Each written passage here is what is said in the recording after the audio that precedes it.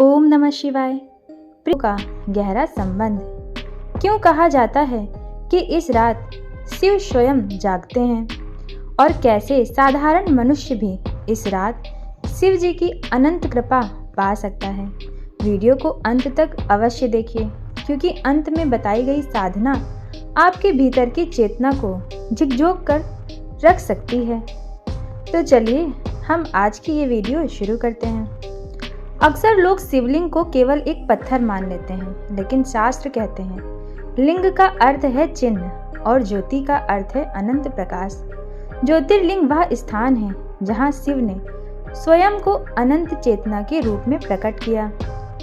पुराणों में वर्णन आता है कि जब ब्रह्मा और विष्णु अपनी सीमाओं में उलझ गए, तब शिव ने उन्हें यह दिखाने के लिए एक अनादि अनंत अग्नि स्तंभ का रूप लिया। न उसका आदि मिला न उसका अंत मिला, और वही अग्नि स्तंभ ज्योतिर्लिंग कहलाया। मान्यता है कि यह दिव्य घटना महाशिवरात्रि की रात्रि को घटी थी। योग और तंत्र शास्त्र बताते हैं कि महाशिवरात्रि की रात पृथ्वी की ऊर्जा स्वतः ऊपर की ओर प्रवाहित होती है। इसी कारण ध्यान गहरा होता है, मंत्र शीघ्र फल देते हैं और आत्मा शिव के अधिक निकट पहुंचती है। यही कारण है कि इस रात किए गए जाप, ध्यान और पूजा सामान्य दिनों से कई गुना अधिक प्रभावशाली होते हैं। इसी रात 12 ज्योतिर्लिंगों की ऊर्जा एक साथ जागृत मानी जाती है। अब हम समझते हैं कि 12 ज्योतिर्लिंग केवल तीर्थ स्थल नहीं, बल्कि ऊर्जा के जीवित केंद्र हैं। शास्त्रों में कहा गया है, भारत भूमि स्वयं शिव का शरीर है और 12 ज्योतिर्लिंग उनके ऊर्जा द्वार हैं, जिसमें पहला है सोमनाथ, जो कि मन और चंद्र ऊर्जा का केंद्र है। यह ज्योतिर्लिंग मानसिक अशांति और भावात्मक पीड़ा को शांत करता है। चंद्रदेव ने यहीं शिव की शरण ली थी। दूसरा शिवलिंग है मल्लिकार्जुन, शिव और शक्ति का संतुलन। यह दाम्पत्य प्रेम और जीवन संतुलन का प्रतीक है। यहाँ शिव अकेले नहीं, माँ पार्वती के साथ पूजे जाते हैं। तीसरा ज्योतिर्लिंग है महाकालेश्वर, जहाँ सौम्य का स्वामी भी कहा जाता है। यहाँ शिव महाकाल हैं, जो जन्म और मृत्यु दोनों से परे हैं। महाशिवरात्रि की रात यहाँ की ऊर्जा सबसे प्रचंड मानी जाती है।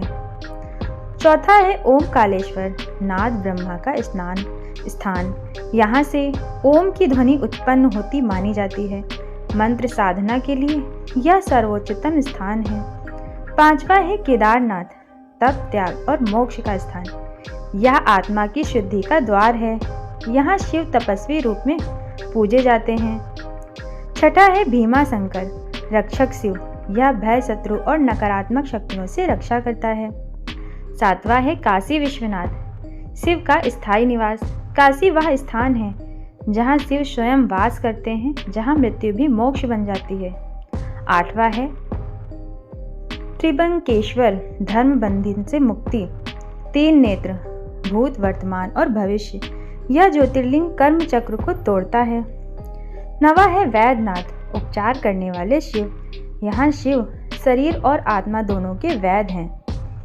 10वां है नागेश्वर, विष और भय का नाश।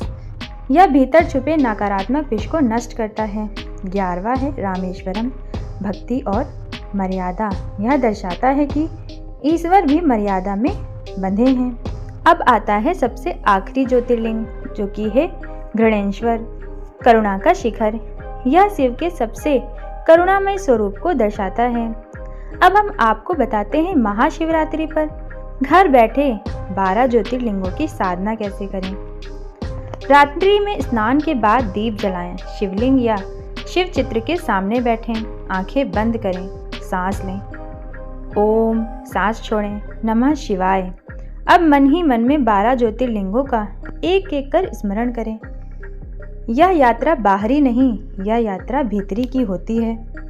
महाशिवरात्रि का जागरण केवल आंखें खुली रखने पर नहीं किया जाता। जागरण का अर्थ अपने भीतर के अंधकार को देखना और उसमें शिव का प्रकाश जलाना है। शिव किसी एक मंदिर में नहीं रहते, वे हर उस हृदय में वास करते हैं जो अहंकार को छोड़ देता है। महाशिवरात्रि एक अवसर है अपने भीतर के शिवलिंग पर ज्योति प्रज्वलित करने का। अगर आपको हमारी ये वीडियो पसंद आई हो तो हमारे चैनल को सब्सक्राइब कर लीजिए, वीडियो को लाइक करिए, शेयर करिए और कमेंट करके भी हमें ज़रूर बताइए। फिर मिलेंगे ऐसे ही रोचक जानकारी के साथ। तब तक के लिए जय भोलेनाथ, जय महाकाल।